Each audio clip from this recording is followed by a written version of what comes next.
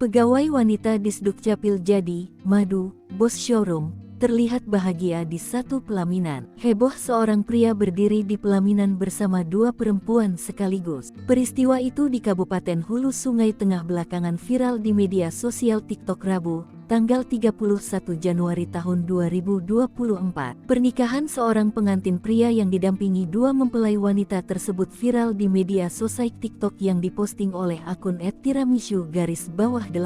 Apakah peristiwa ini benar adanya? Banjarmasinpost.co.id sedikit banyak mendapati sejumlah fakta terkait peristiwa viral tersebut. Diketahui, pernikahan di mana pria menikah dengan dua perempuan sekaligus itu dilaksanakan pada Sabtu, tanggal 27 Januari tahun 2024. Video yang beredar merupakan acara resepsi yang bertempat di Pasar Pagat, Kecamatan Baru Benawa, Kabupaten Hulu Sungai Tengah. Salah satu kerabat pengantin perempuan mengatakan bahwa pria yang berada di pelaminan itu memiliki 3 istri. Adapun pada video yang viral di TikTok, merupakan resepsi pernikahan istri yang ketiga dari pria tersebut. Sementara, wanita lainnya yang juga berdiri di sisi pria tersebut adalah istri kedua. Masih menurut wanita yang enggan menyebutkan namanya ini, nama wanita yang baru saja dipersunting jadi istri ketiga adalah Fitriah Handayani. Sementara, si pengantin pria bernama Nur Hidayatullah. Fitriah Handayani merupakan pegawai di Disdukcapil HST, sedangkan pengantin pria merupakan seorang pengusaha showroom mobil di Banjarmasin. Ia mengatakan untuk pernikahan ketiga ini hanya nikah siri. Infonya hanya nikah siri,